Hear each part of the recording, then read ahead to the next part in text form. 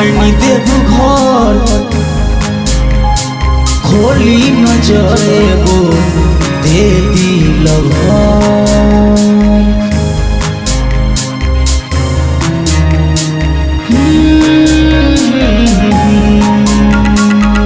कान्हा खोले ले बनी जोरा काबर दे दिए बाबा एगो सुंदर लवर हर तल आइले हम देव घर रउए बताई कतना करी सबर सुनिए भोले दानी सुनिए भोले दानी राउर भक्त बाटे परेशान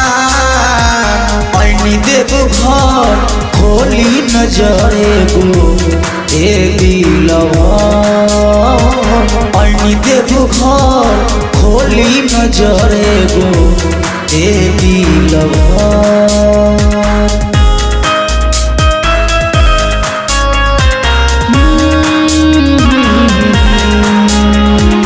अनी देव घर खोली नजर एगो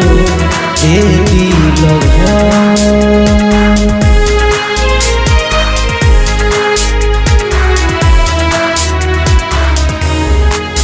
सुननी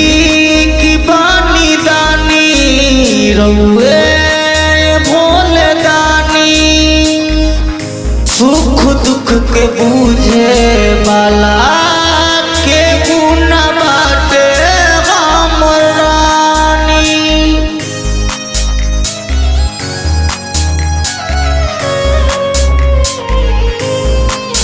सुननी की बानी दानी रउए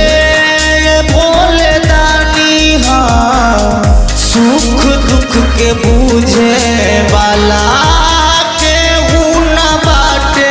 हम रानी ताना मारे ला कॉलेज के लइका ताना मारे ला कॉलेज के लइका हम बानी बहुत बेखबर अनी देव घर खोली नजर एगो ए दिलवा अनी देव घर खोली नजर एगो ए दिलवा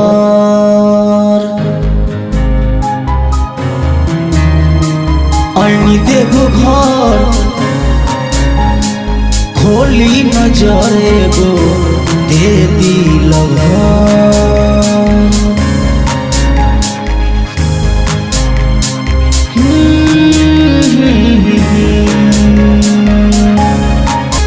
सुजीत सनेही के तू बाबा सारा पूरा दो देवलोक से आके आपन दया ये भोला जी देखाओ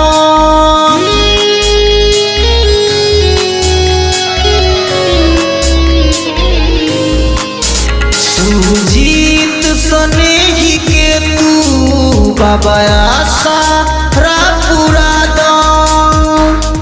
देवलोक से आके आपन दया भोला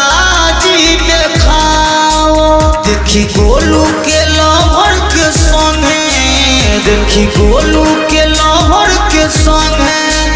खूब जाली उ सजी सब